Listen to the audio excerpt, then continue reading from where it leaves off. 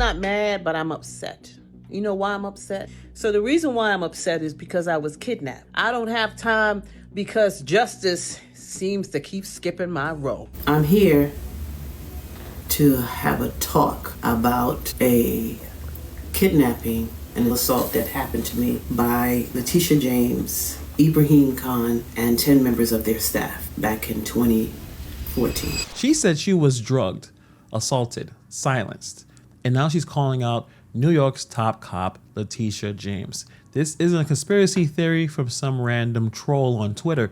This is Angel S. DuBose, a former staffer in James' own office, and she's not whispering anymore. She's on camera naming names. And the real kicker about this, the media tried to make her disappear. Let's get into it. Letitia James built her entire political persona on holding powerful people accountable, like she was the people's attorney. But while she was doing all of that, her top aide was allegedly drugging and assaulting a woman behind the scenes, including one who directly worked for her. That woman is Angel S. DuBose. In this story, it's not new. The alleged victim is stepping out in front. She's not hiding anymore through anonymous sources or anything like that. She's telling her story in her own voice. She is done waiting for the system to care. So these allegations were first reported back in 2017.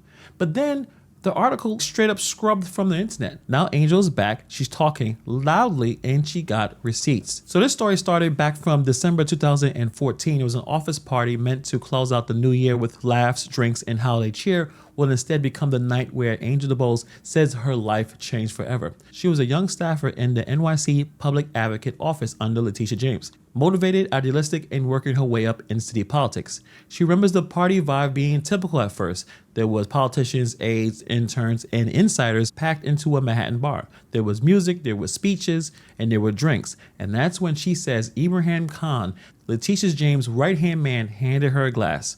One drink, and that's all it took. She said not long after sipping it, she felt off. Her words, fuzzy, dizzy, like I couldn't control my body. She went outside to smoke, hoping the fresh air would help.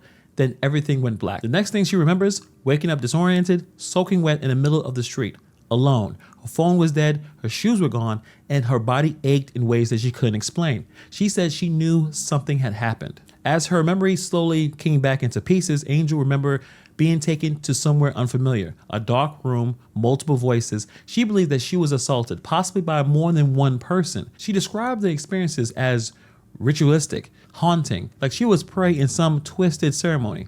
And the man she says orchestrated it all was Ibrahim Khan. And Khan wasn't just any staffer. He was James' enforcer, her right-hand man, a man known for having access to everything, meetings, campaign ops, personnel decisions. If you wanted to get to James, you went through Khan. Angel says that she reported the incident not long after to a supervisor in the public advocate's office. She filed a complaint in January 2015, but instead of sympathy, she said that she got brushed off. No HR follow-up, no interview, no support. She was quietly transferred to a different floor. A few months later, demoted, then fired. Her name faded away from city politics. And Khan, he got promoted. He stayed by Letitia James' side, helped run her campaign for Attorney General, moved with her to Albany, and became her chief of staff. So yeah, when people ask why Angel waited to go public or why is she speaking now, remember this, she spoke then and they just didn't listen. So fast forward to 2017, Angel had stayed silent publicly for 3 years, but not because she wasn't speaking up. She had already reported the assault internally. She had tried the official routes. But after getting no traction, she filed a formal complaint with the New York State Division of Human Rights. And that's where the story actually went public. The New York Post actually ran an explosive article laying out her claims in detail. They named the man Ibrahim Khan. They printed her quotes. They reported that she believed that she had been drugged and assaulted and that she was retaliated against when she came forward. It wasn't vague, it wasn't anonymous. It was loud, it was bold, and it was public. But Letitia James' camp didn't fold. They went on the offense. They called Angel a liar, said that she had been terminated for a cause, accused her of making up a story because she was disgruntled. They pointed to an internal review that conveniently found nothing wrong. Case closed, they said. No apology, no independent investigation, no attempt to even meet with her. Just a PR shield and a political shovel to try to bury the situation. Meanwhile, Khan, he wasn't just protected, he was rewarded. James doubled down on her loyalty. Khan became campaign manager for her 2018 run for Attorney General. He was on the front lines of her rebrand as a fearless corruption fighter. And that's why he followed her to Albany to become their chief of staff over there. So imagine that. A man facing credible allegations of drugging and sexually assaulting a staffer is now helping manage the state's top legal office. It wasn't until 2022, after more women came forward in a new internal probe confirmed misconduct, that he finally resigned. The charges are coming from one of the women whose allegations of sexual harassment led to the resignation of the Attorney General's closest aide, her longtime chief of staff. She raises many questions about how the case was handled, and others have wondered why the Attorney General waited until after she won re-election to make the case public. She is speaking out tonight as both the victim of sexual harassment from James' Chief of Staff, Ibrahim Khan, and as a former employee who doesn't understand how her case was handled differently from the sexual harassment case brought by the office against former Governor Andrew Cuomo that forced him to resign. She charges that James took more care to protect Ibrahim Khan than the women who accused him of abuse.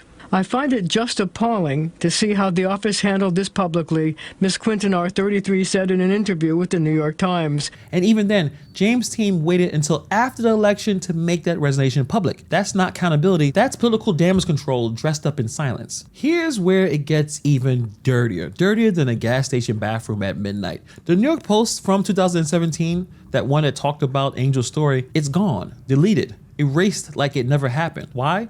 The Post claimed they had new info that Angel didn't name Khan directly. But if you go into the archived version, she 100% did. It's in black and white. So who made the call? Why now? This wasn't some typo or correction. This was a politically timed scrub job right where Khan was facing new allegations, right when James was in the middle of a re-election. But Angel, she was silenced, brushed off, deleted. So right now, as we are in 2025, Angel said screw it. She went public all the way. She's doing interviews. She's doing even theater and speaking engagements, fundraisers. She started a GoFundMe to finish her book and documentary. She's not asking for sympathy. She is demanding accountability. She even thrown Letitia James into the fire, accusing her not just of negligence, but being in the room or a part of the cover-up. This is a heavy claim, but Angel is standing on it. Meanwhile, James acts like it never happened. No comment, no press conference, not even "we take these matters seriously" statement, just a whole lot of nothing. So this story isn't just about one woman's issues and her trauma, but it's about how power protects itself. Letitia James built that brand on calling out the predators until she had one of her own to deal with. Angel DuBose isn't famous. She doesn't have a strong PR team, but she's still here. She's still speaking out while everyone else in power pretends that she doesn't exist. But here's the part that makes this whole thing even more unsettling, is how the story got deleted. The original 2017 New York Post article detailing these allegations were completely removed from the internet. Not corrected, not archived, just vanished. That kind of vanishing act doesn't happen by accident. It smells like someone really powerful made a call. And that raises a lot of questions. Was there pressure from a political office, a campaign donor, a media exec who owed someone a favor? We don't know. New York Post usually goes after liberal or progressive people. I mean, it's basically a conservative leaning newspaper. But the fact that this article disappeared right around the time that Letitia James was trying to get reelected, and right when her aide was once again facing serious allegations, feels way too convenient to ignore. We weren't in the room that night. We don't know what happened. But erasing public documentation of this assault or alleged assault claim that's not how you're going to clear up confusion. It only sparks more suspicion. The deletion of her story isn't just a glitch. It's like a warning, a signal that powerful institutions might be still working behind the scenes to protect themselves and not the people they claim to serve. So this is not just about Angel. It's about how many of these stories probably have been deleted, ignored, or buried. And we need a real investigation, not into just what happened that night, but into why this story was buried in the first place. But let me know what you guys think about this situation. Thank you for taking time to watch this video, and I'll see you guys in the next video.